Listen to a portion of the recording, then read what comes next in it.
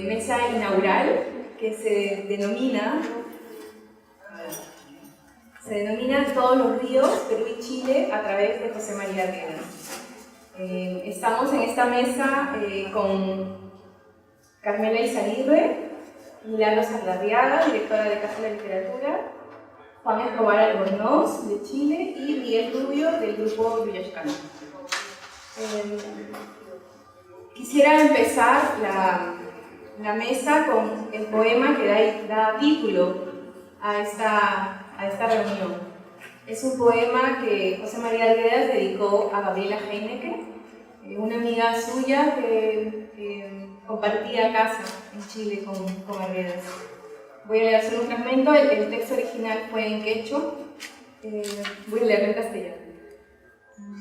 Gavicha, en tus ojos que llenan los cielos, el color del Perú brilla.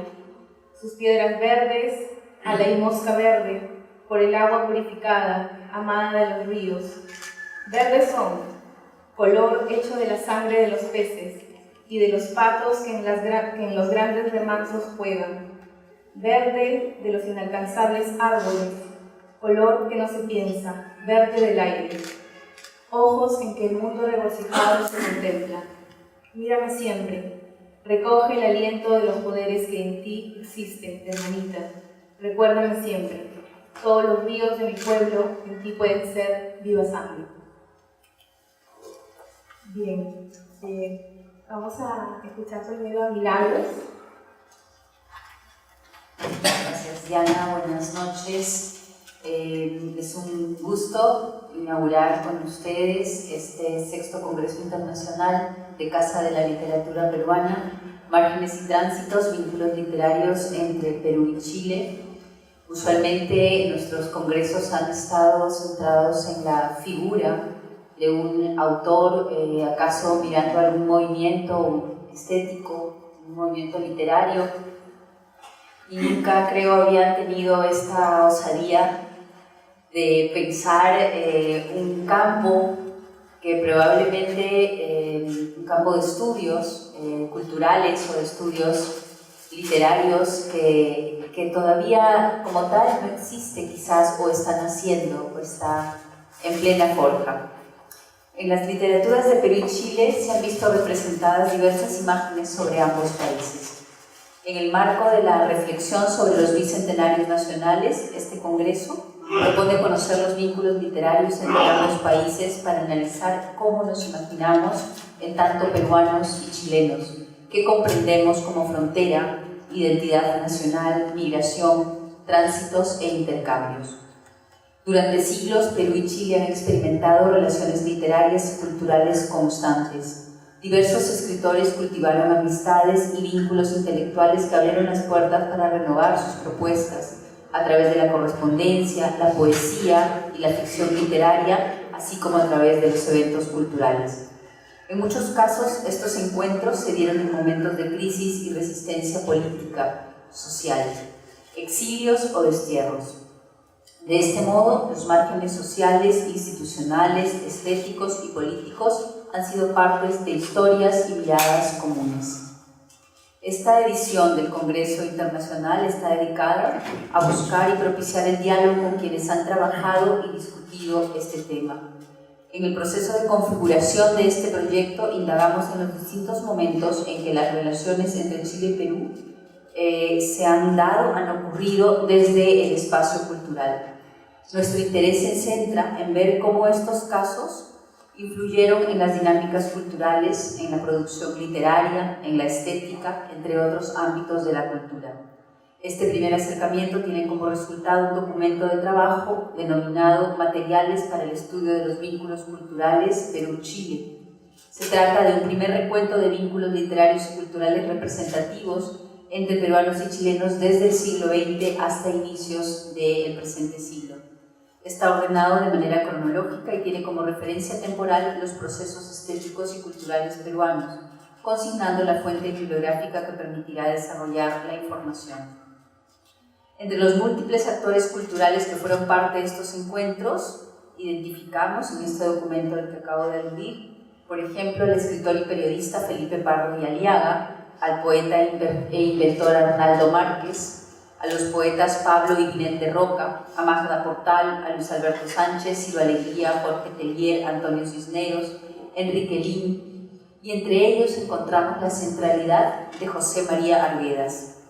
Los archivos, cartas, memorias de diversos escritores y artistas como Oreste Plat, Pedro Lastra, Margot Loyola, también nos remiten a la influencia de Arguedas en el ámbito literario chileno. Además, desde su visita a Chile para la primera semana del folclore americano, realizada en Santiago en 1953, donde Arguedas entabló amistad con el investigador y folclorista Plat, con los hermanos Nicanor y Roberto Parra, y donde conoció a Sibila Arredondo, su presencia en Chile, así como la presencia de Chile en su memoria, ofrece varias instancias a partir de las que podemos pensar en general los vínculos entre Perú y Chile. La tierra como elemento que configura la identidad, la cultura andina, la música popular, la amistad, la vida cotidiana, la fiesta. De este modo, Arguedas paulatinamente fue decantando como una figura representativa de los vínculos entre las literaturas de ambos países, orientando los sentidos que abordaremos en este congreso. La importancia de recuperar voces testimoniales, como en la mesa la novela de sí mismo, o el sentido del territorio y la ciudad, en la mesa Hablo por mi inferencia, la música, entre otros. Márgenes y tránsitos, vínculos literarios entre Perú y Chile, es por tanto una pregunta sobre la ausencia de estudios, o la escasez, si se quiere, de estudios acerca de los vínculos entre ambos países. Es también una invitación a ampliar el enfoque de los cuestionamientos en torno a la identidad, la nacionalidad y la tradición. Es quizás también un punto de partida para nosotros mismos como institución, pues quisiéramos en adelante, estamos pensando en algún proyecto puntual en adelante en los próximos años, acaso en el año que viene, tener una investigación como institución dedicada justamente a estos vínculos culturales entre nuestros países, acaso al gran panorama de encuentros que ha habido entre estos dos países, o acaso a una circunstancia puntual, y pensar en una exposición dedicada a estas relaciones tan importantes para construir nuestro presente, enmarcado, como dije al inicio, en el bicentenario o en los bicentenarios de nuestras naciones. Muchas gracias por estar aquí, a cada uno de ustedes, gracias de manera muy especial a quienes han viajado desde Chile para estar aquí con nosotros, a Karim Ballesteros, a Juan Escobar, que está aquí a mi lado, a Horacio, a Roberto y a Constanza, que también han venido por segunda o tercera vez, creo, al Perú, muy felizmente, y a todos los investigadores y estudiosos de Perú que están aquí con nosotros. Esperamos que sean días de mucho diálogo. Gracias.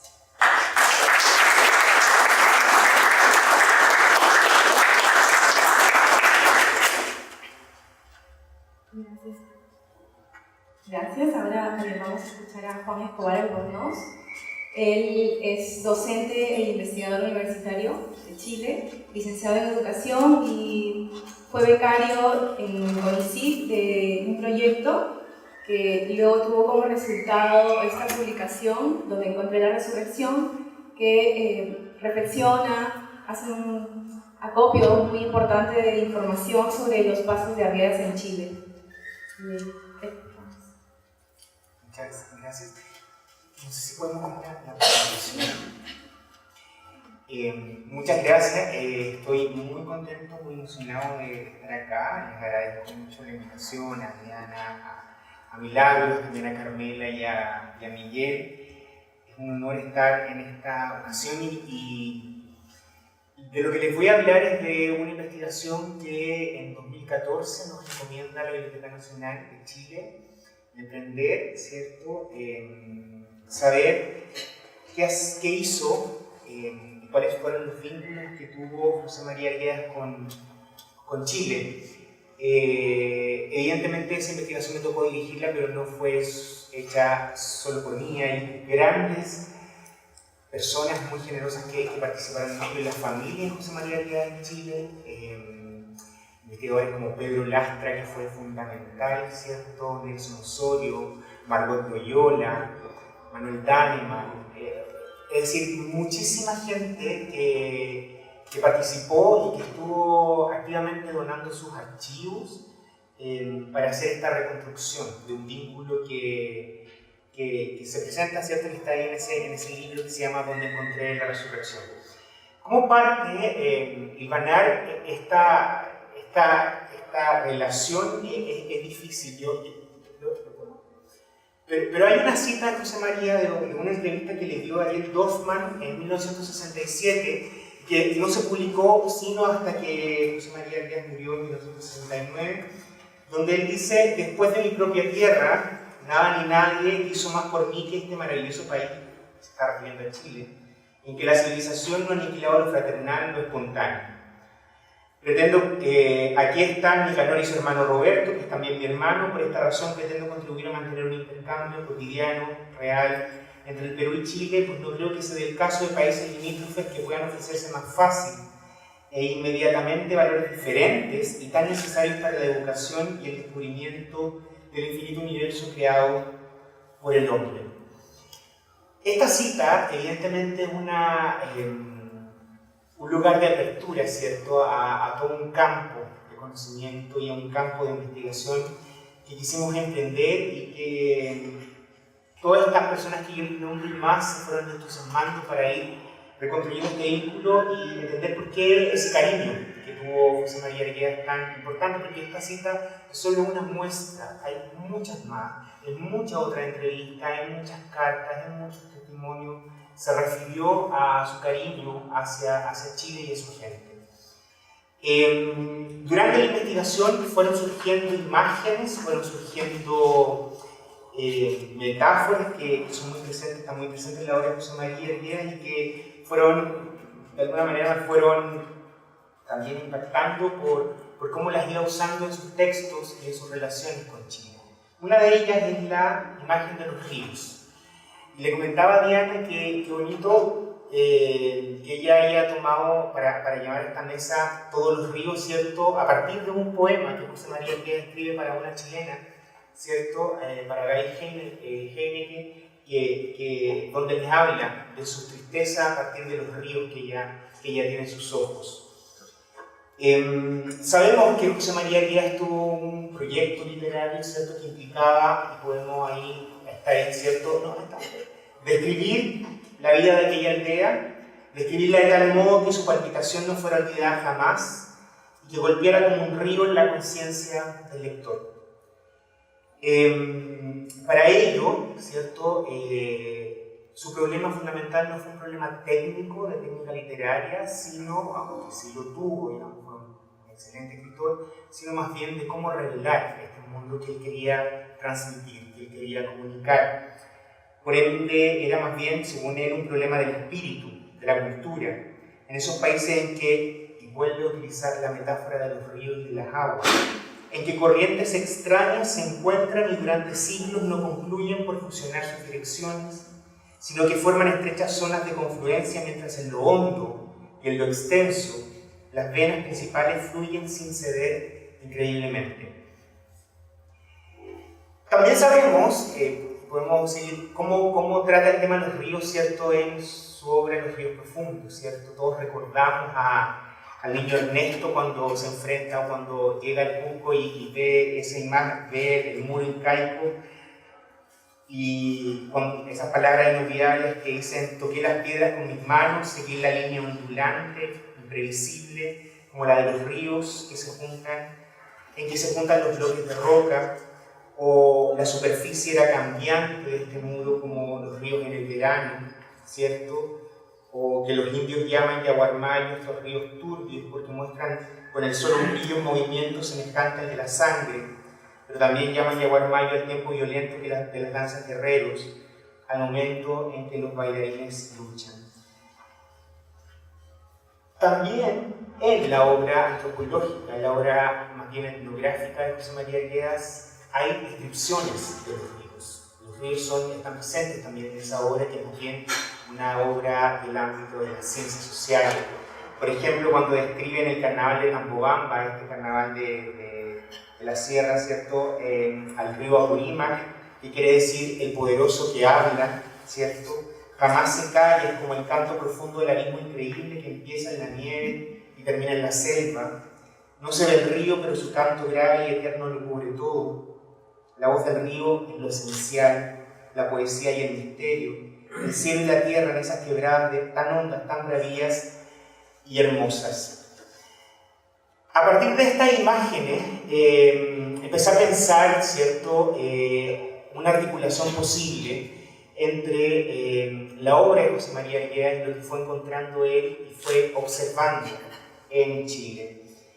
Esa obra, como decía muy bien, o esos vínculos parten en los años 50, en 1953, cuando, invitado por Lester Platt, ¿cierto?, José María Arguedas participa en la primera semana del folclore americano, ¿cierto? Él va a Chile y presenta un trabajo que viaja con Rosa Elvira Figueroa, como delegado del Perú, y la participación de José María Arguedas fue muy destacada, se documentan todas las fuentes, todos los periódicos que consultamos de la época. Pero más allá de este dato más bien oficial, me parece interesante cómo José María Arguedas, para estudiar el folclore, fue haciendo una especie de definiendo espacios folclóricos, espacios en que esta expresión se daba, esta expresión del pueblo. Así definió tres espacios.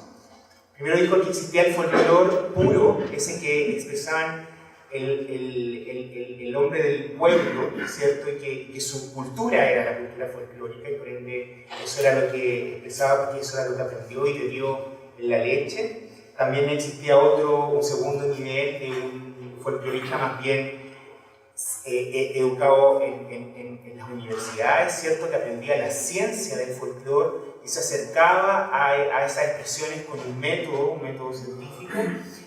Y un tercer nivel, que es el nivel que él define como cuando el folclore es tomado por un artista individual y lo lleva a un ámbito universal, que ya no es folclore como saber del pueblo, sino que es un saber que el artista transforma, ¿cierto?, y traduce para universalizarlo.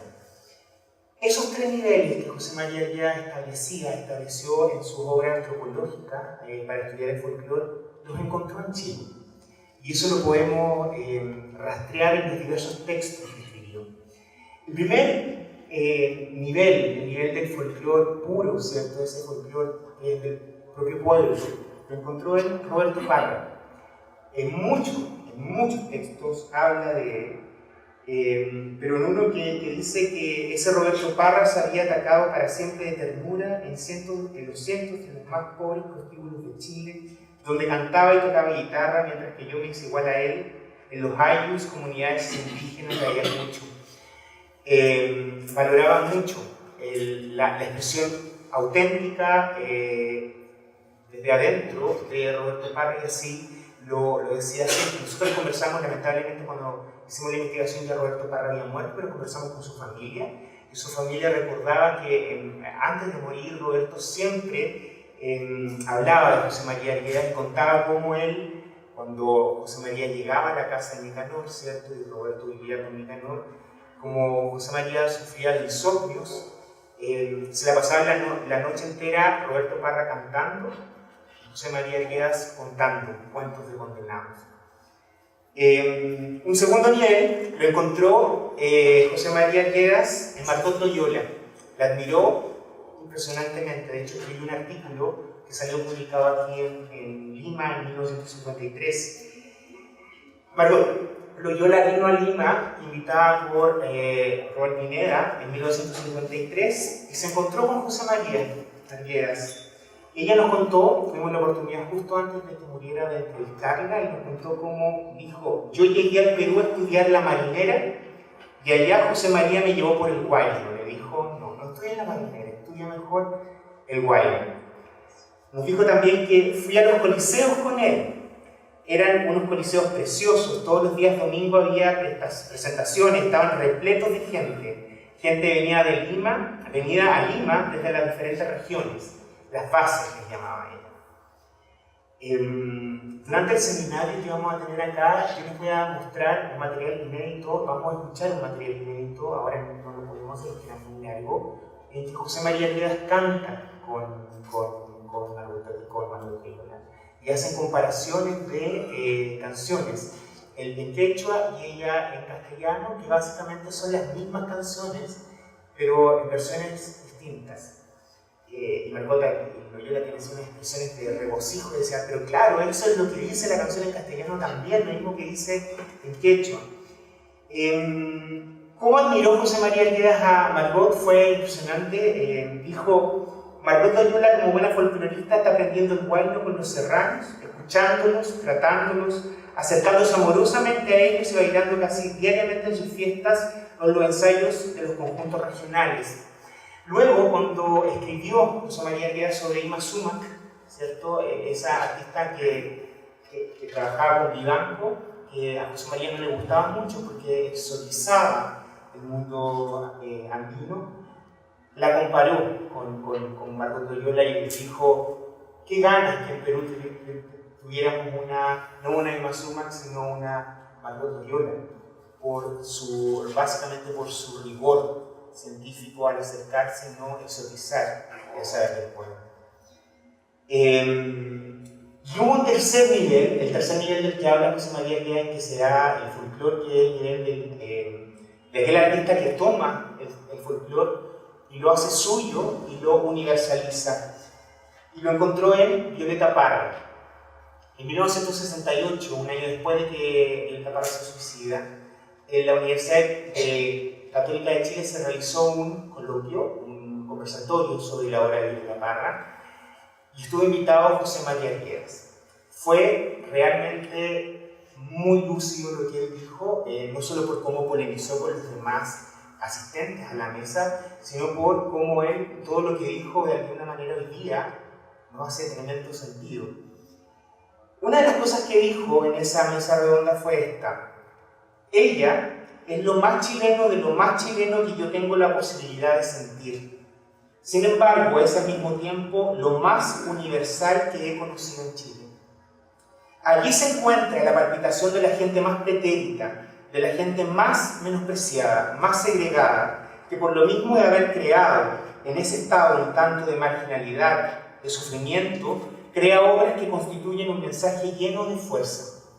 La obra de Violeta Parra, miren lo visionario que fue José María, se convertirá muy pronto en un vínculo americano que trascenderá los países, porque en ella está contenida esa amalgama formidable que es Chile.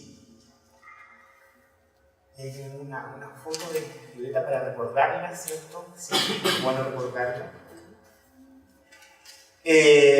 Con su guitarra en esa época. Eso en el ámbito de los vínculos científicos, folclóricos, de los estudios más bien etnológicos que hacía José María, pero también en el ámbito literario tuvo vínculos importantes. Y quiero hacer una especie de revisión muy general y muy somera de cómo fue leído José María Arguedas cuando llegaron sus primeras obras a Santiago, porque evidentemente sus obras eran muy distintas a la obra que estábamos acostumbrados a leer. Alón, que era un crítico literario muy conservador y que su columna era una verdadera tribuna de canonización de obras literarias en la época, en el Mercurio, dijo de su novela Toda la sangre, Los ríos profundos, mal narrador, José María Arguedas pone simplemente a la vista las cosas y a las personas como si las conociéramos.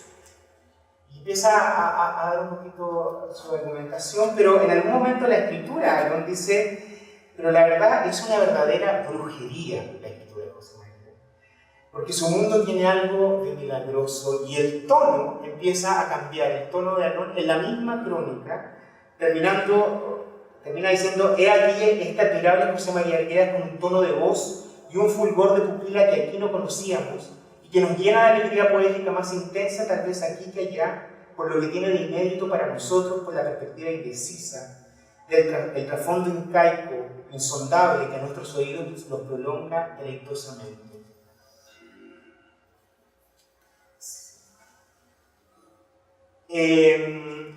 Uno de los hitos importantes fue el Congreso de Intelectuales, o también le llaman el Encuentro Latinoamericano de Escritores, organizado por Gonzalo Rojas en 1962 en Chile. Ahí hay una nota de prensa de ese evento. No, perdón, eso fue el lanzamiento de Los Ríos Profundos en 1967. Pero el Congreso de 1962 fue muy importante porque ahí José María Arguedas conoce a Pedro Lastra, que va a ser, yo diría que el amigo más entrañable que tuvo de Chile. Bueno, ahí está en una foto con Nicanor, ¿cierto? ¿Podemos avanzar? Pedro Lastra, en 1967 lo nombraron director de la colección Con Morán, que era una colección que iba a reunir lo mejor de la literatura latinoamericana y que se iba a editar, que de hecho se editó, editó la Editorial Universitaria de Chile para, de alguna manera, divulgar la literatura latinoamericana. El primer número, la primera obra de esa colección fue Los Ríos Profundos de José María Arguedas. Y fue invitado, ahí está, y ahí está Pedro Lastra también, en el tercero allá. Fue invitado a dar la conferencia inaugural cuando se presentó esta novela. Y Pedro comenta algo súper interesante porque muy anecdótico. José María Arguedas se puso muy nervioso cuando estaba dando esa conferencia, un poco como estoy yo ahora. Y empezó a titubear, ¿cierto? Y en algún momento dijo: basta, todo lo que he dicho hasta ahora no sirve para nada, voy a empezar de nuevo.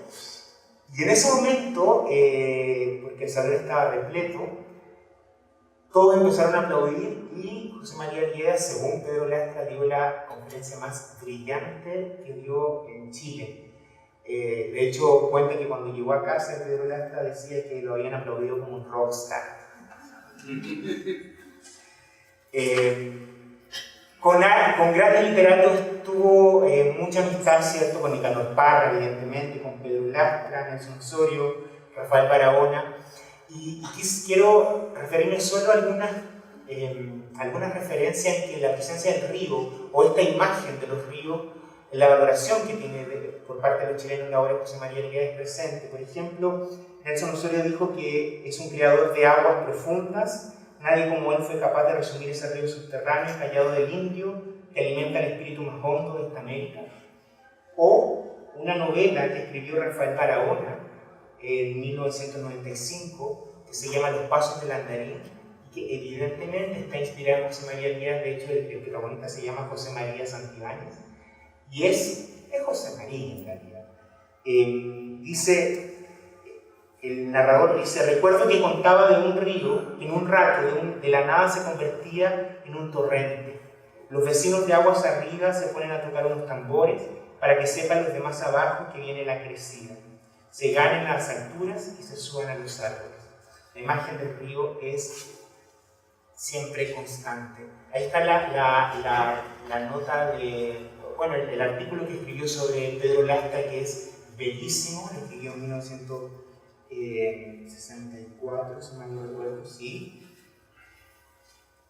Y quiero terminar con esto, básicamente porque un poco articula lo que he querido tratar de transmitir hoy día. En 1960 se vivió uno de los terremotos más devastadores en Chile, fue en la ciudad de Valdivia, fue un terremoto y un maremoto, ¿cierto? Que fue el más grande registrado por las escalas, diferentes escalas, que devastó totalmente, dejó en el suelo y arrasó con toda la ciudad, porque también hubo un maremoto. En la investigación nosotros, sin saberlo, descubrimos que José María Arguedas también, la primera vez que visita Chile en 1953, no solamente estuvo en Santiago en esta escuela de verano, sino que la escuela de verano también se realizó en Valdivia. Fue a Valdivia, estuvo en Valdivia. Y cuando fue el terremoto de Valdivia, José María Arguedas le escribió una carta al director de la revista Ultramar, Enrique Bello, contando un poco, dando su impresión al enterarse de esta noticia. Esta carta en Chile no se conocía, de hecho, ni siquiera en la Biblioteca Nacional existe registro de ese diario, solo nosotros tuvimos acceso a él gracias a la generosidad de Pedro Lastra, que guardaba hasta el día de hoy ese recorte. Y quiero pasar a la otra lámina, no se ve, no sé si se ve bien, pero se los voy a leer, porque es muy importante lo que dice, porque quise articular con la figura de los ríos esta exposición. Ahí hay dos fotos. Está una que muy generosamente también Carlos Ruiz nos permitió publicar en el libro el puente sobre el río Pachachaca, que hay un niño, es muy linda, me parece que leía José María cuando la veía. Y también está abajo el río Calle en Valdivia en la década de los 50, cuando José María ya estuvo por allá. Esta es la carta que le escribió a Enrique Bello. Lima, 3 de junio de 1960. Querido Enrique, no sé cómo expresarte mi estado de ánimo ante las noticias de tu país. Valdivia es una de las ciudades del mundo que más admiraba y amaba. Por primera vez contemplé allí maravillado un río navegable. Caminé incansablemente por la ciudad y cualquiera que era la dirección que tomaba siempre me encontraba con ese inmenso río. A pesar de que tenía muy poco dinero, alquilé una lancha en la que llegué hasta casi Niebla es una playa. Me detuve en una isla donde encontré los álamos más grandes y más bellos que es posible imaginar. Había en esa isla un pequeño zoológico. Nunca fui más feliz. En una carta que hace años escribí a Parra, le hablé de esa isla y de esos álamos. Seguramente que mis expresiones fueron sumamente ingenuas. Te envío Los ríos profundos, una novela que escribí en muchos años a causa de enfermedades y de mi trabajo. Si te resta algún tiempo y la lees, podrás comprender por qué amé tanto al Calle y a Valdivia. Estuve pocos días completamente fascinado por esa inmensidad tranquila del río, por esa ciudad tan distinta a las nuestras, rodeada por bosques que jamás había imaginado. Me quedaba horas en el puente viendo pasar por debajo grandes remolcadores. Era un espectáculo que me causaba deslumbramiento y la mayor felicidad que es posible imaginar. Porque nuestros ríos andinos son feroces y corren entre abismos. Mi querido Enrique, me duele en el corazón la catástrofe de Valdivia y de todo el sur de Chile. Quizás sea un caso de absurdo egoísmo, de debilidad, pero siento mucho lo de Valdivia. Es como si hubiera triturado una parte de mi cuerpo. Y perdóname estas palabras, que seguramente son impertinentes y completamente absurdas para un hombre que ha de sufrir como sufren en estos días ustedes. Pero sin embargo, permíteme confesarte la fe que tengo en que ustedes volverán a construir sobre las ruinas. Obras que causarán la misma admiración, o caso más, que las que han sido destruidas. Recibe un abrazo de José María.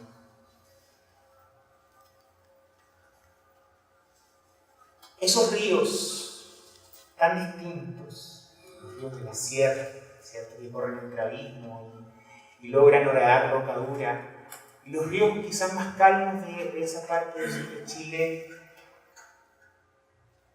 en la reflexión de día están hechos de la misma materia y solo su expresión, solo su forma.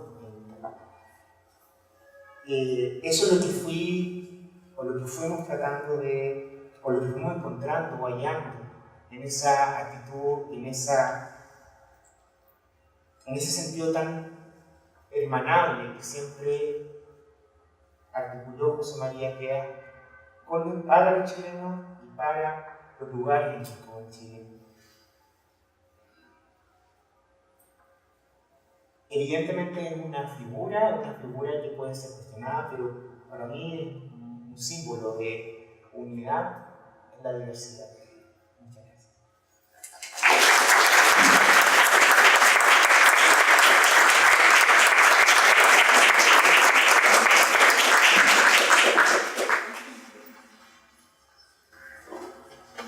Muchas gracias, Juan. José María Queda llegó, como dijiste, en 1953, ¿no?, a Chile, invitado por este plan, investigador folclorista.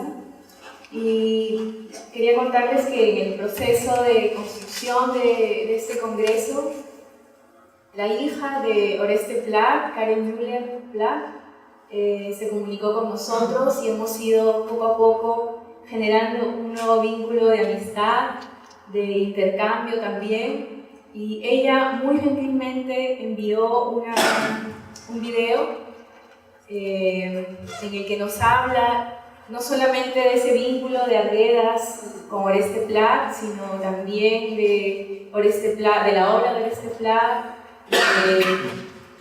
Y en ese video y en lo que luego va a contarnos Carmela, podemos sentir que hay una gran influencia allí, ¿no? Un gran intercambio entre ambos autores. A ver, voy a pegar un poquito con la computadora.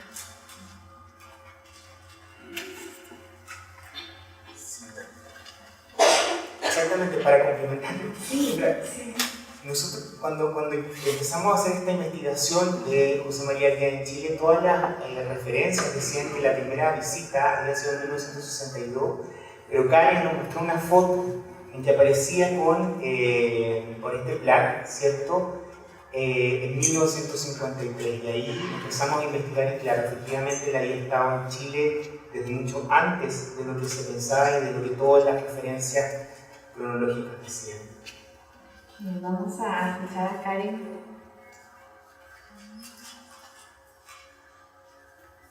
Los saludos de Lanza.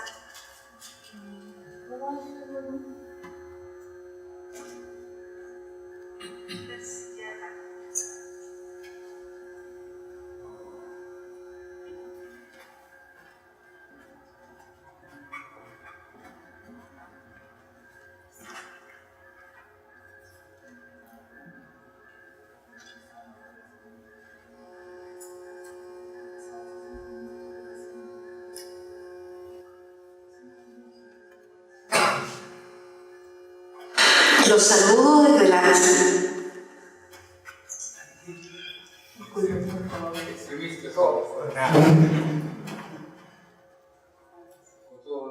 sala silla de la Biblioteca Nacional.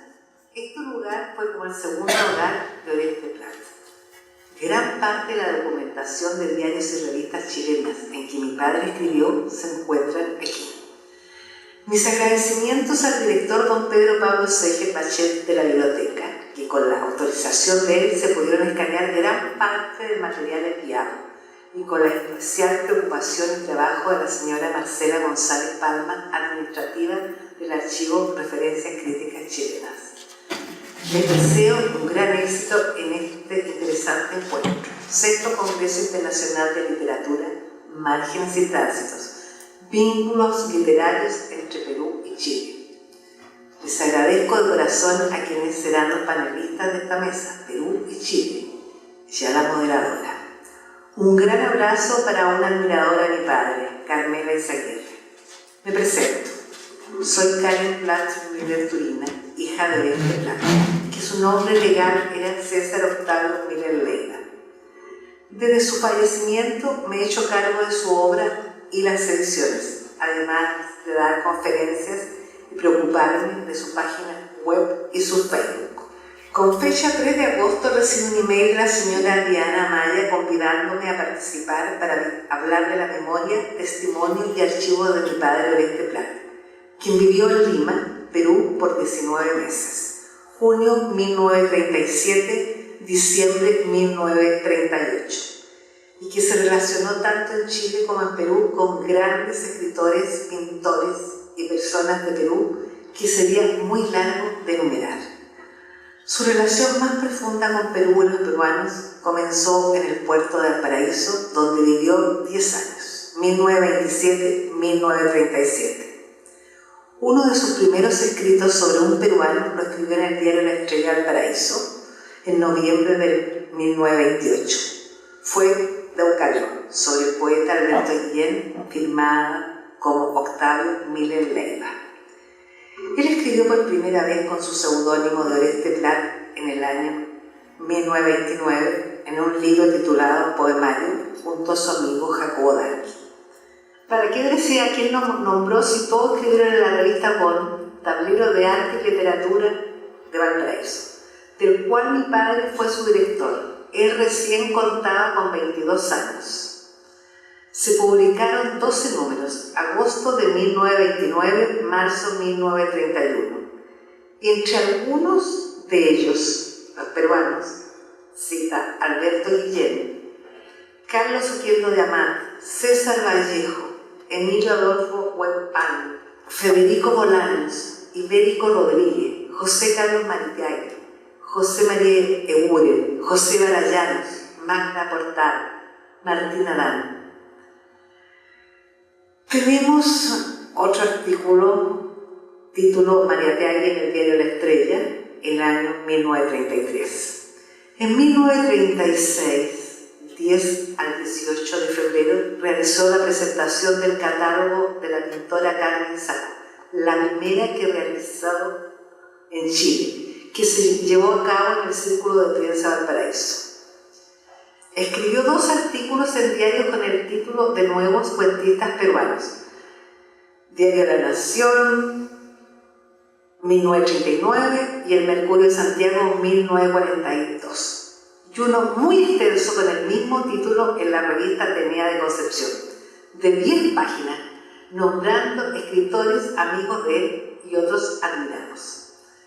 Entre ellos, Abelardo Gamarra, Abraham Valdelomar, Alberto Arallanos, Arturo Jiménez Borja, Ciro Alegría, Clemente Palma, Emilio Armaza, Fernando Romero, Héctor Velarde, José Díez Canseco, José María Arguedas, Lisandro Luna, Manuel Bencoilea, Manuel González Prada, Manuel Tamayo, Ricardo Alcalde, Ricardo Palma, Ventura García Calderón, Alejandro Peralta, Gamael Churata, Guillermo Mercado, José Gálvez, José Torres de Vidaurre, Mario Chávez.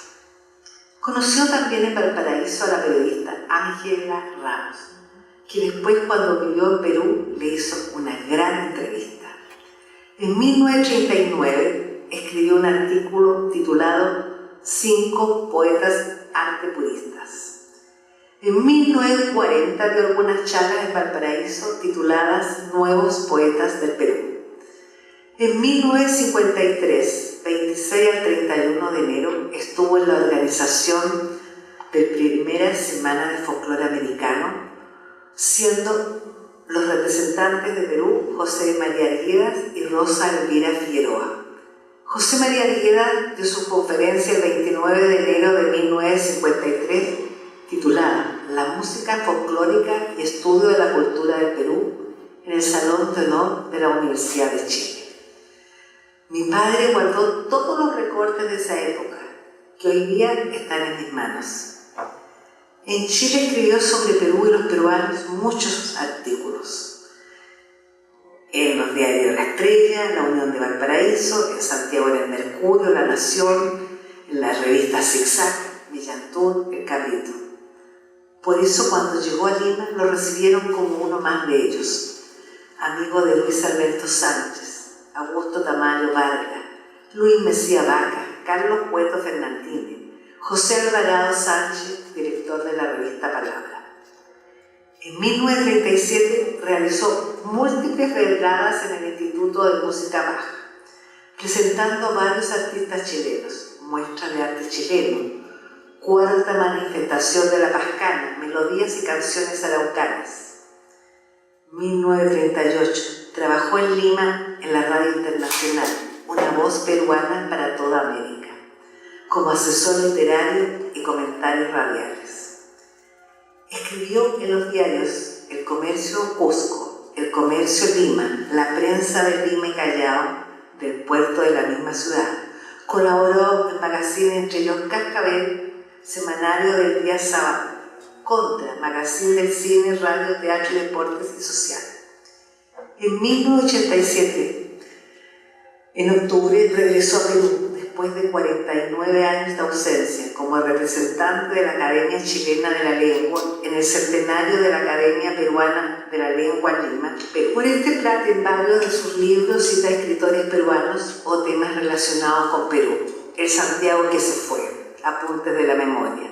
Los Juegos en Chile, aproximación histórica folclórica. La Niñita, hagiografía folclórica. Geografía gastronómica de Chile. Todos estos libros los tiene la Casa de Literatura Peruana y también parte de lo que escribió en diarios y revistas que se le envió desde Chile en un pendrive en que se trabajó buscando los artículos y que la Biblioteca Nacional escaneó casi todo el material citado. Mil gracias a los panelistas y al público. Un abrazo desde Chile.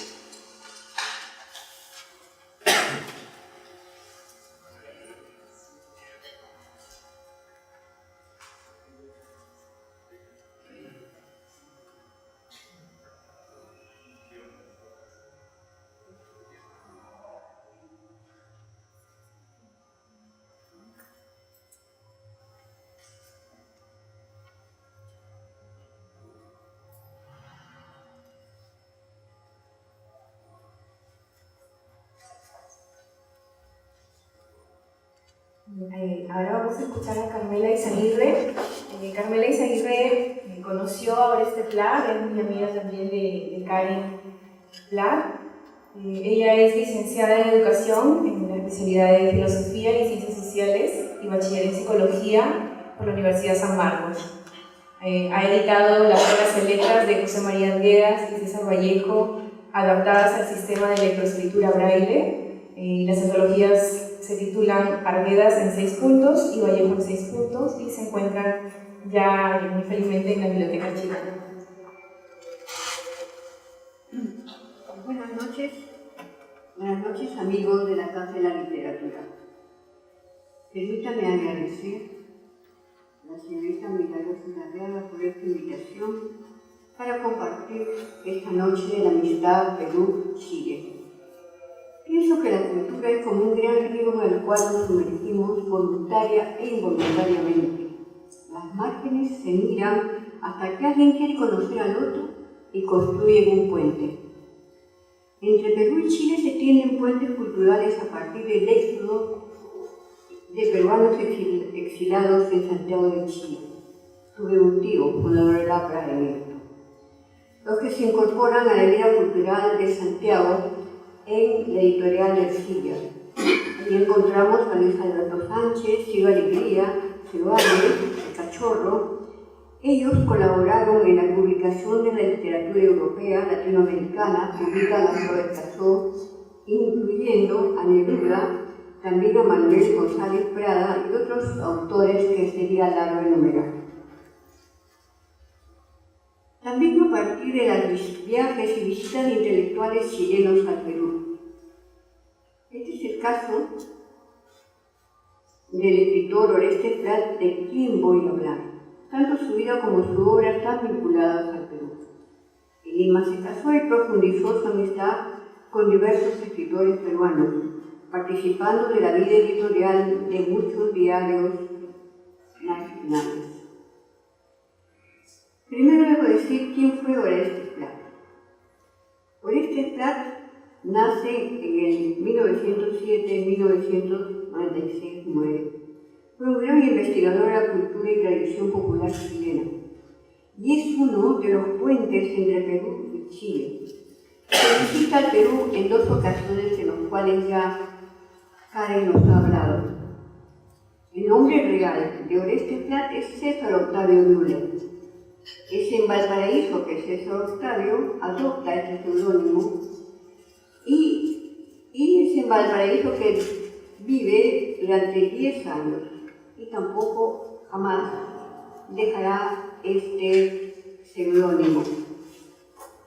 En Valparaíso vive estos 10 años y viaja de un momento a otro a Lima. ¿Por qué? Porque se enamora perdidamente de alguien que lo rechaza. Es una nueva versión de la Silvia, que prefiere a un militar que a un poeta soñador. Viaja a Lima y entonces él viaja a Lima y en el 1937, y una de sus ideas fue visitar a Arguedas. Pero ¿qué sucede? Ambos pertenecían a un movimiento de apoyo de la de la República Española.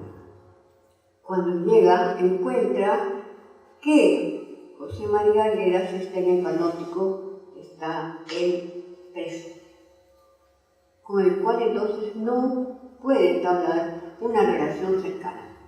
Ir a visitarlo hubiera sido un suicidio para él. En el Perú comparte su experiencia vital en el periodismo radial y escrito. Escribió en casi todos los diarios del Perú, así como había escrito en casi todos los diarios, revistas culturales en Valparaíso. En Lima encuentra el amor y se casa con Isabel Nicasi Muñoz, hija de españoles inmigrantes. Pero este amor no dura mucho, no por falta de fidelidad de alguno de los dos, no, sino que ella queda embarazada y la lleva en la mañana a una clínica. Cuando regresa a recogerla, encuentra que su esposa ha muerto. Oreste sigue escribiendo como un antídoto a su profunda depresión, viaja mucho y participa en encuentros nacionales e internacionales.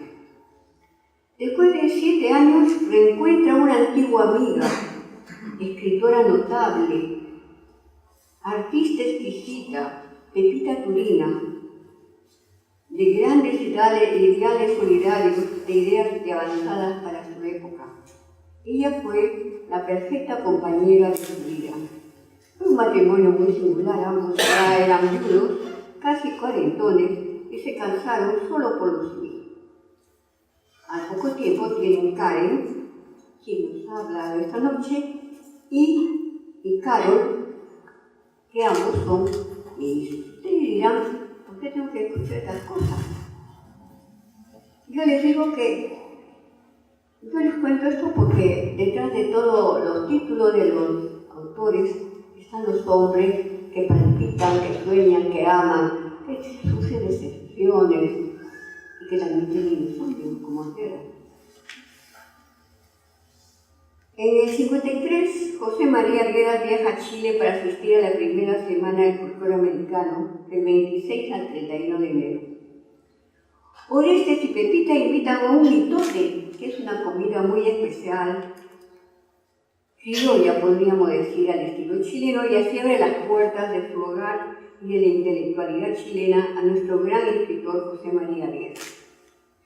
Pienso que Arguedas debió sentirse valorado por una sociedad ajena a la suya que tanto lo había maltratado.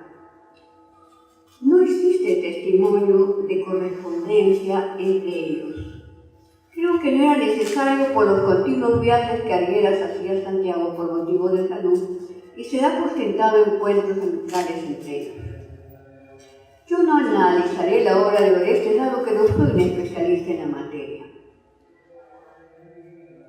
Para un conocimiento más profundo de su vida y de su obra, pueden acudir a los libros donados por su hija a las casas de la literatura. Les voy a contar una pequeña anécdota vivida con Orestes. Trataré de ser breve.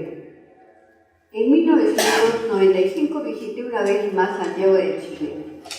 Quería conocer a Orestes personalmente. Yo lo había consultado porque había hecho un trabajo sobre el niño y el juego para la UNESCO y lo había consultado. Cuando fui a Chile quise conocerlo personalmente y fui a la Biblioteca Nacional, donde yo sabía que él iba con mucha frecuencia.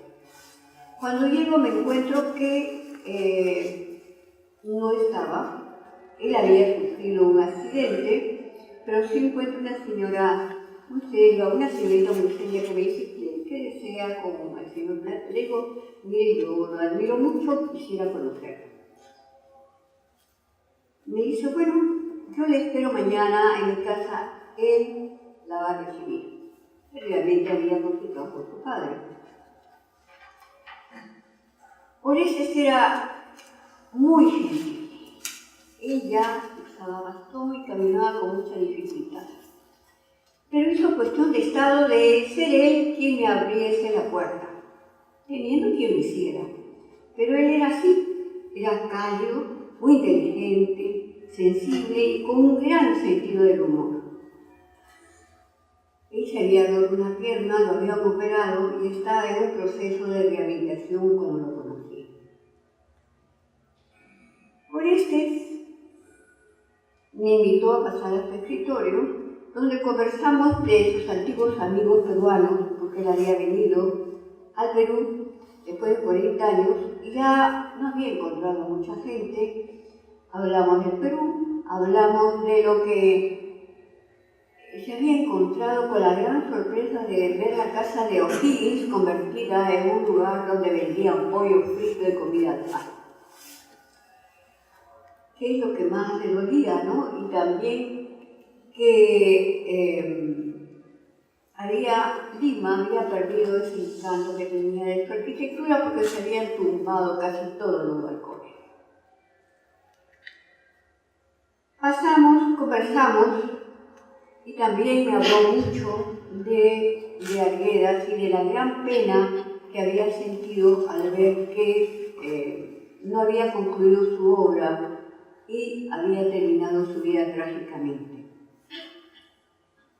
Al contarle que yo iba a viajar al día siguiente a Chiloé, porque quería ver una feria popular, me dijo: Carmela, tenga cuidado, porque el curanto es como una pachamanca, pero a la chilena, con mucho marisco y pescado, ¿no?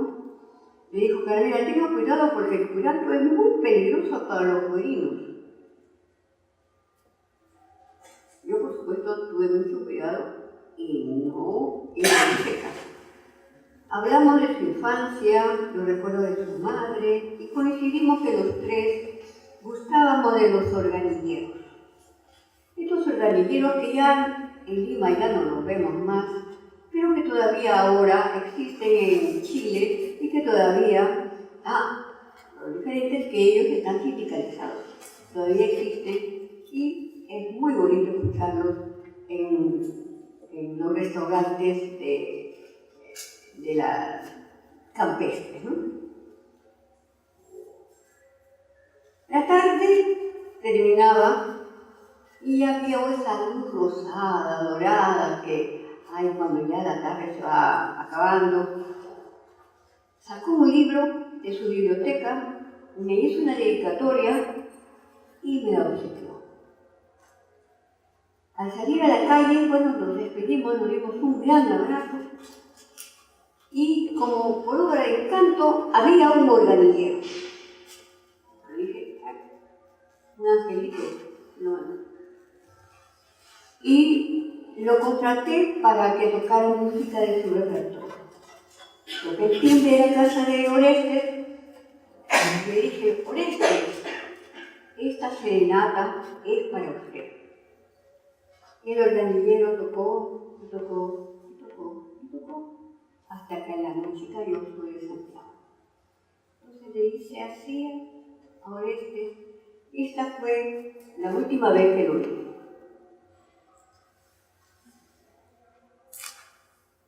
Tiempo más tarde le escribí una carta para contarle que el gobierno chileno había restaurado la casa de O'Higgins y había transformado en una gran galería histórica. Fernando O'Higgins está aquí en el Tirón de la Unión. Y tuve la penosa respuesta de su hija que Orestes había partido. Ya se pueden ustedes imaginar la pena que me dio, porque yo lo sentía un gran amigo, sobre todo porque había encontrado en él un gran puente cultural. Él se había acercado a los peruanos cuando estuvieron exilados. Hizo amistad con Luis Alberto Sánchez de aquella época, con Ciro Alegría, con todos los exilados de aquella época. Había sido un amigo solidario antes de irse a vivir a Valdivia. Y había continuado ese trabajo de amistad, de ese puente cultural, con todos los peruanos que llegaban de visita. Y él era un gran amigo, guía, y también publicaba muchas obras de los peruanos que estaban en Perú. lo cual eso nos compromete a ser agradecidos, porque es un puente cultural que él establece y del cual no podemos olvidar. Por eso su hija siempre dice que yo soy una enamorada de su padre, porque siempre recuerdo esto con gratitud.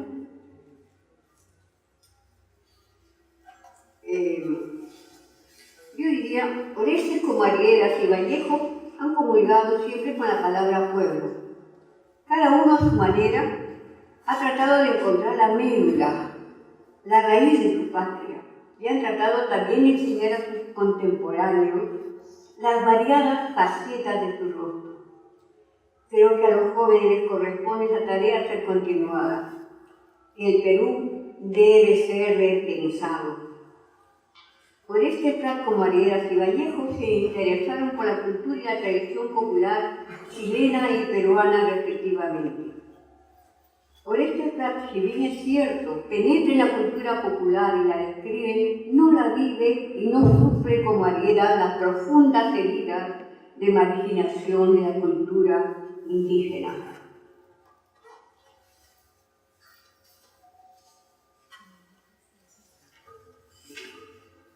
Un minutito, por favor. No.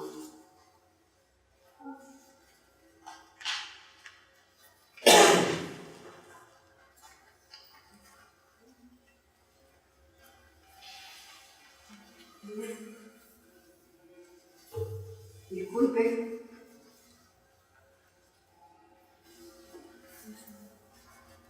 Arguedas y Orestes comparten la idea de que al pueblo se le debe casi todo. Ambos hablan de estas vivencias. Arguedas no es un investigador de gabinete, su obra está basada en su experiencia vital y la del pueblo que lo cobija. Orestes es un investigador, es una máquina fotográfica de lo que ve, es un fotógrafo del alma nacional chilena. Ambos no son ajenos a la vida política y a la problemática social de su pueblo. Ambos son solidarios, trabajaron arduamente por la defensa de la República Española, siendo Arguedas una víctima de esta pasión solidaria. Sabemos que estuvo preso casi un año. Orestes no participó de partido alguno, fue masón y acompañó a Allende cuando fue presidente como director del Museo Popular. Creo que esta es una respuesta. Como dijo José Carlos Mariátegui, ellos continuaron este mensaje. Toda voz genial viene del pueblo y va hacia él. Gracias.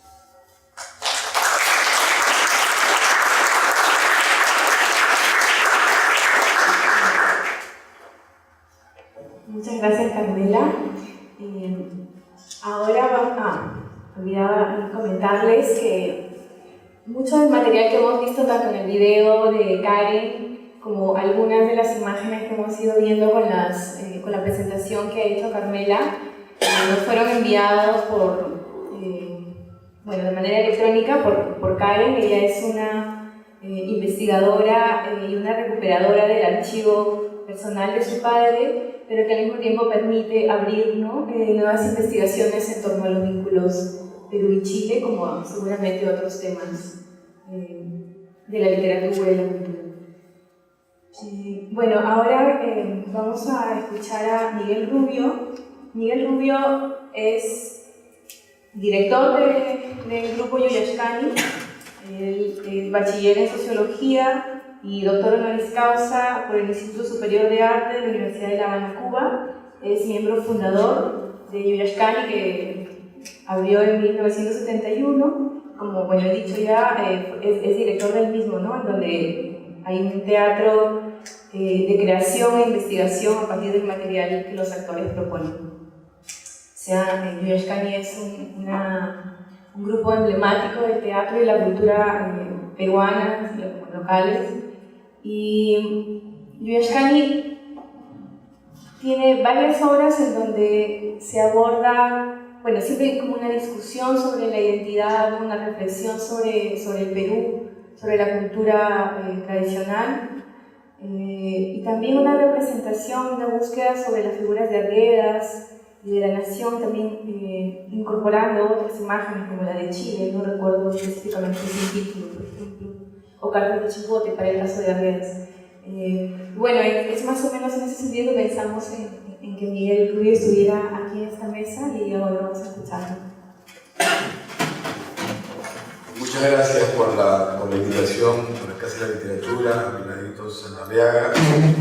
Realmente cuando yo recibí esta invitación dije ¿qué tengo que decir? Yo no vengo de la literatura, más bien tengo una relación polémica, digamos, en el sentido de la confusión que se suele hacer con el teatro como un género literario.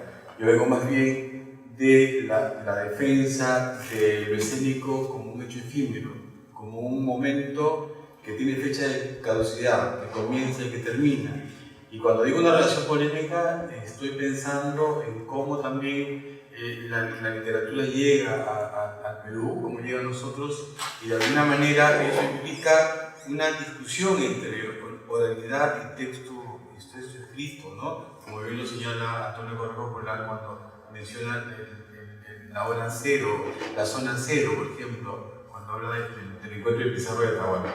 Entonces yo soy un teatrero, yo soy un hombre de teatro que, sin embargo, he venido acá porque creo que tengo que agradecer mucho a estos vínculos escénicos que han construido el teatro contemporáneo en el Perú, y particularmente lo que ha significado en la relación con Yoyas Caneta. Pero como yo soy un hombre de teatro, quiero pedirles y proponerles con mucho respeto que hagamos un ejercicio muy sencillo todos los que estamos presentes. Si estamos dispuestos. ¿Estamos dispuestos? Estamos dispuestos. Entonces, yo doy una palmada y nos cambiamos de sitio.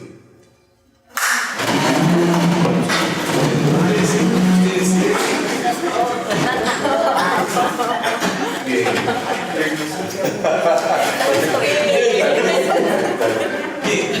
de eso se trata. El teatro es acción. El teatro es, para mí, si me dicen que defina yo, que entiendo por dramaturgia, entiendo que es la organización de la acción en el espacio compartido. Y el teatro fundamentalmente se ocupa de eso, de organizar una comunidad, una común unidad, ¿no es cierto? Y eso es lo que importa, las relaciones entre todos los que estamos en el mismo espacio compartido. Y sin embargo, yo hablo de esta relación polémica con la literatura en el sentido de no entender de que el teatro es una repetición de textos, no es que invalido la literatura en cuanto a su autonomía, de ninguna manera, espero que se entienda bien eso, sino que pienso que el teatro justamente construye esa relación efímera, ¿no es cierto? Y eso es lo fundamental que hay que remarcar. Y sin embargo, un hombre de letras, José María Arguedas, es la columna vertebral de Yoyas Caneta, desde que nosotros conocemos y reconocemos a José María Arguedas, ¿no es cierto? Y José María Arguedas, desde el canto a nuestro padre creador Tupac Amaru, que nosotros lo hacemos hacia finales de los 70, en la obra Al Paraiku por la Tierra, donde vamos a las Nahuaylas, a esas Nahuaylas de las que narra Arguedas, que están llenas de sus cuentos, ese Perú que nos ayuda a entender, ¿no es cierto?, hasta Chile. El último punto de Yoyas Caneta ha sido Chile, porque a través de justamente José María, de acompañar su itinerario, llegamos a las cartas a sus psicoanalistas, Lola Hoffman, ¿no? Una obra que hemos tenido, así un proceso muy difícil. Si quieren, si tenemos un poquito de tiempo, yo les puedo contar cómo ha sido ese proceso, pero al mismo tiempo decirles que fue un punto culminante poder llegar a Santiago, presentar la obra en Santiago ante nuestra querida amiga Sibila y poderle agradecer lo que hizo y lo que hace por la preservación de la memoria de José María Arguedas. Y en el público estaba nada menos que la nieta de Lola Hoffman también presente. Juan estuvo presente también algunos días de esa obra. Entonces, es interesante cómo Arguedas nos lleva a un Perú desconocido, un grupo de jóvenes limeños que pensábamos que el Perú acababa en Chosica, y cuando descubrimos el Valle del Mantaro, sus estudios sobre el Valle del Mantaro, y cuando descubrimos la máscara, la danza, y entendimos que justamente Arguedas no estábamos en un registro solamente literario, ¿no? Como bien lo dice Martín Lienhard en el estudio que hace de zorros y danzantes, donde habla de una serie de códigos de complejos que están detrás, que tienen que ver con la danza, que tienen que ver con el carnaval, que tienen que ver con un lector que no está, que hoy es analfabeto, dice Lienhard, ¿no? Que no está preparado todavía para acceder a toda esa diversidad de códigos. Por eso Arguedas es de alguna manera nuestro padre creador, también nuestro guía, ¿no? Porque nos permite también, si hablamos de fronteras con Chile, esas fronteras, podríamos hablar también de otras fronteras porosas de su propia escritura, ¿no? Por ejemplo, como la obra El zorro de arriba y el zorro de abajo, que tiene una complejidad y es una obra tan compleja y que termina donde se mezclan los relatos, los diálogos de los zorros de la investigación que él había hecho en los años 60 en la traducción del libro hermoso Dioses y Hombres de Guarochirí y sus cartas personales y termina con su suicidio, ¿no? Su vida. Entonces, todo ese tramado esa negociación de códigos fronterizos también nos ha servido no solamente para pensar en los relatos que podíamos tomar de Arguedas para llevarlos al teatro, sino pensar más bien en cómo la estructura misma de la novela, la complejidad de la novela, nos proponía una forma que nos desafiaba también en términos escénicos para incorporar esos códigos y relacionarnos con ellos, ¿no? La obra Carta de Chimbote demoró 4 años. No significa que Yoyascani estuvo parada 4 años, sino que durante 4 años no supimos cómo abordar la obra. La obra tenía columnas, lo que se decía sobre Arguedas, los relatos mismos de Arguedas, sus escritos etnográficos, su obra poética y un vínculo personal de los actores con Arguedas, también qué era Arguedas para cada uno de ellos, ¿no? Luego, durante mucho tiempo, Yoyascani, como saben ustedes, tiene casi 50 años de vida ya, para mi gusto demasiado, creo que estamos viviendo sobre el tiempo, pero durante todos esos tiempos en Yoyascani bailábamos, cantábamos, sacábamos vestuario, miles de cosas. Y la obra final sucede en un espacio como este. O sea, los actores del grupo de Yoyascani leyendo las cartas a John Morra y a Lola Hoffman, ¿no? Y solamente una pequeña significación de los zorros, que también los zorros han sido esos zorros devoradores que aparecen en Dioses y Hombres de Guarochirí, que Arguedas nos lleva a Chimbote en el año 68 y que Yoyascani se los pide prestados y en el año 86, en pleno conflicto armado interno, los zorros aparecen también, los convocamos para que nos expliquen algo de qué pasaba en el Perú entonces, ¿no? Y ya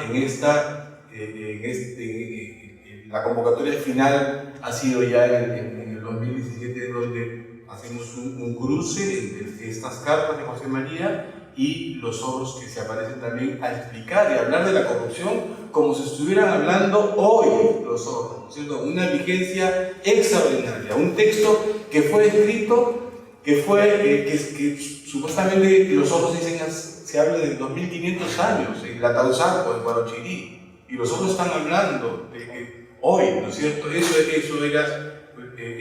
de una vigencia impresionante, ¿no?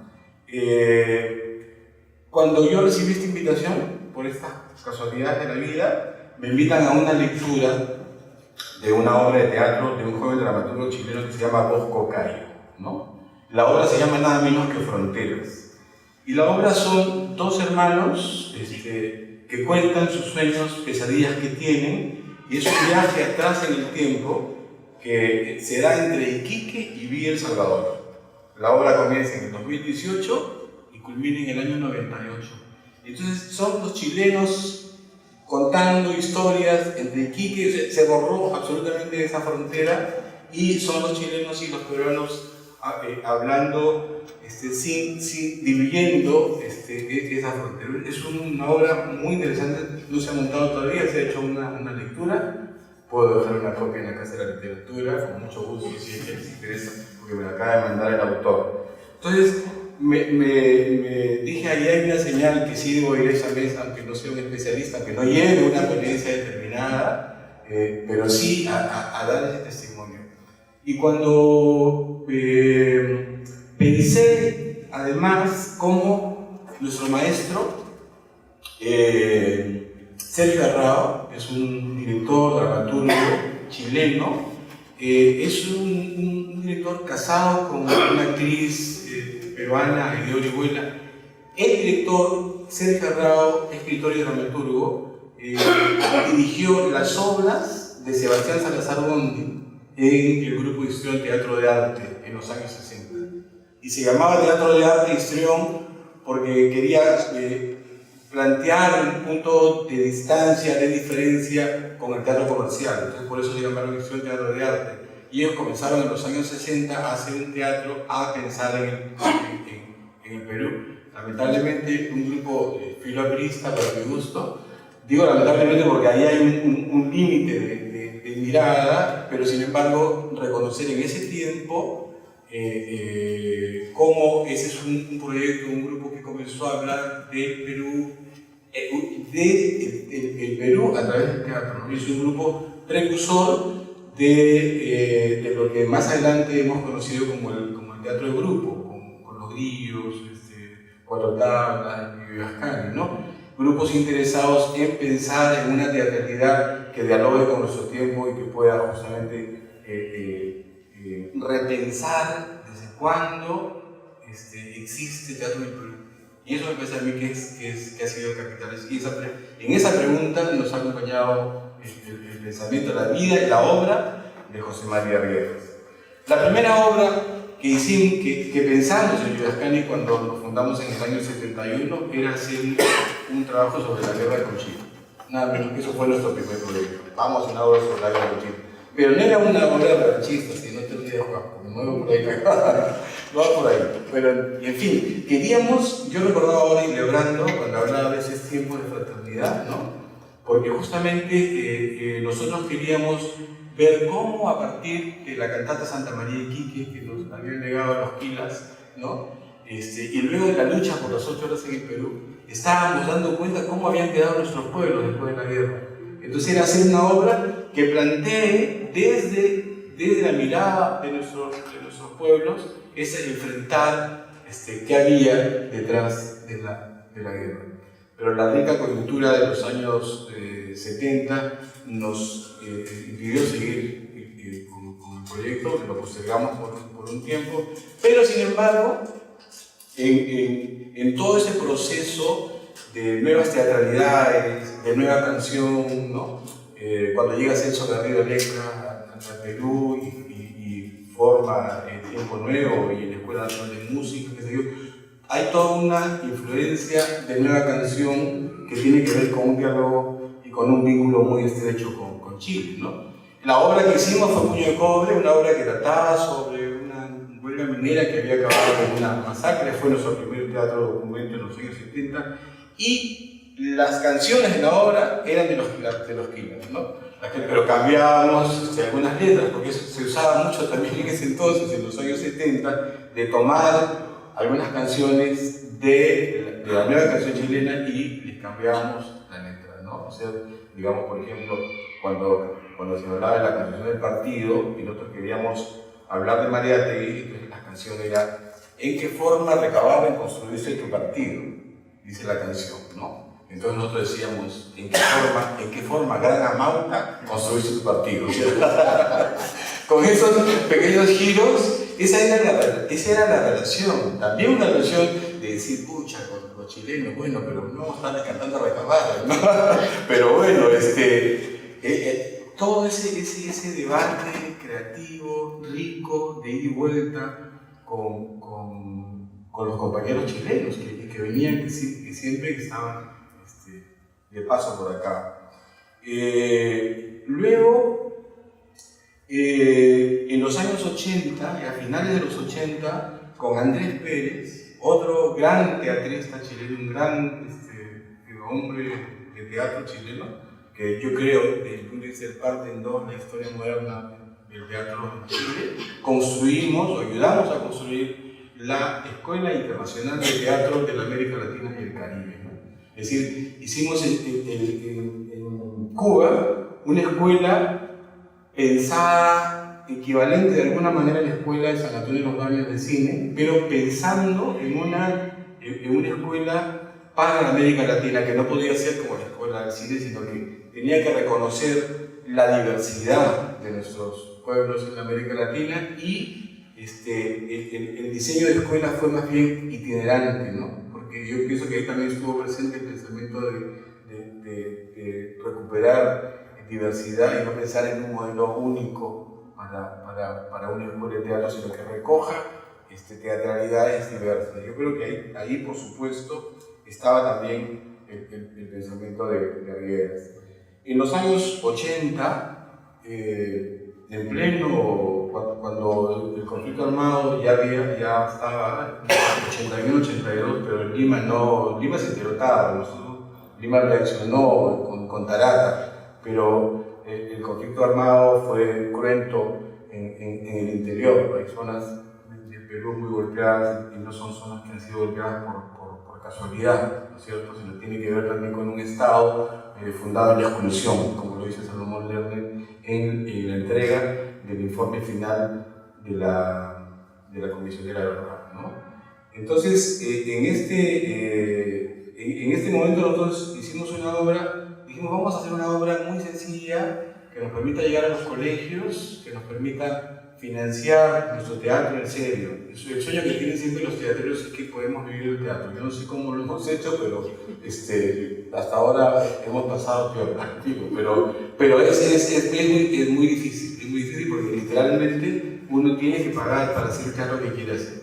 Entonces dijimos, esa obra sencilla, simple, se llama Los Músicos Ambulantes, ¿no?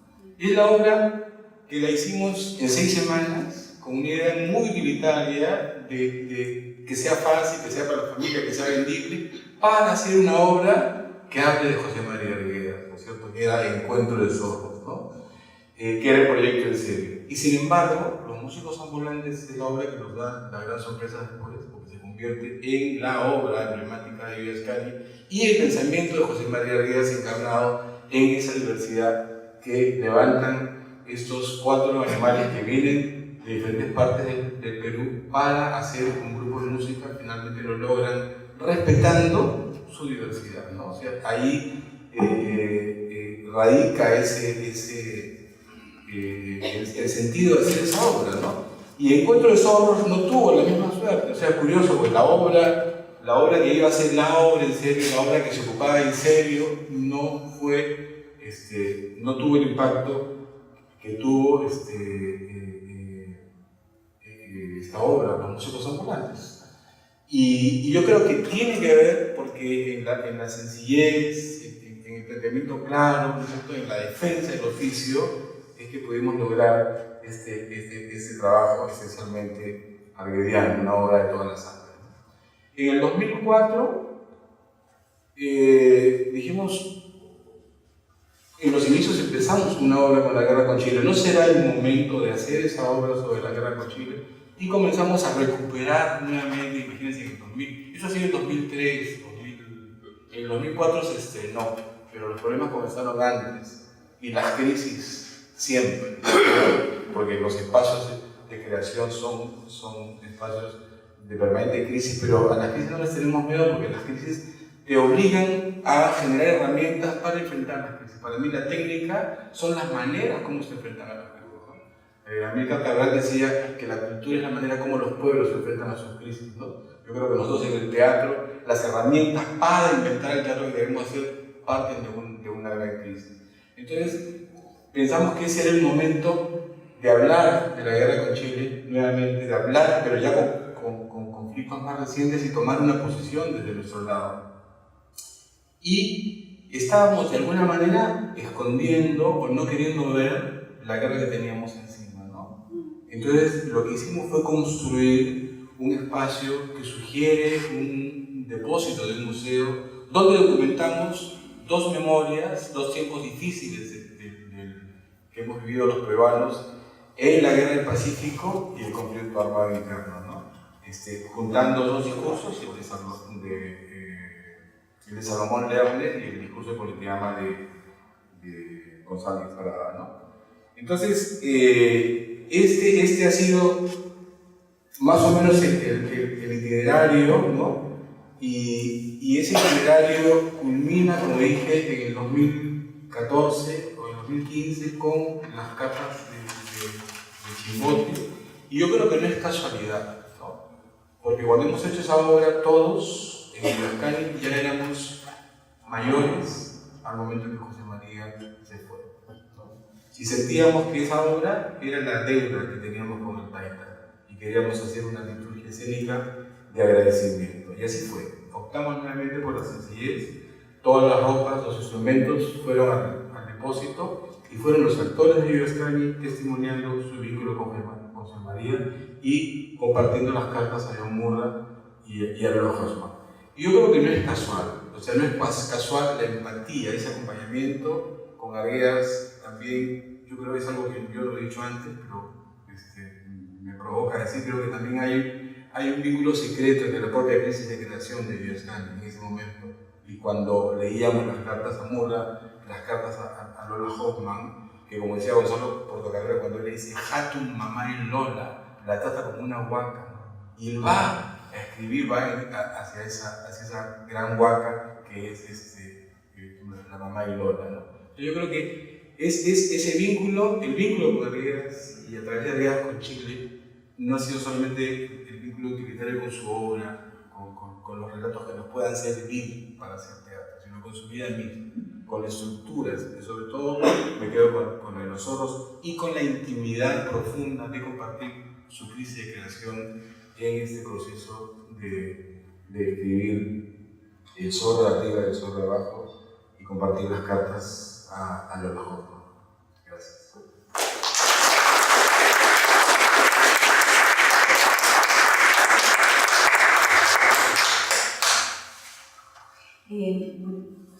Es fascinante escuchar todos los cruces que hay, que pueden generarse a partir de una figura que ha transitado, ¿no? Simbólica y también geográficamente por nuestros territorios, suscitando ríos de significados. Creo que estamos un poco justos. Podríamos hacer algunas preguntas. ¿Alguien quiere hacer alguna pregunta, algún comentario? ¿O alguien quiere ver algo?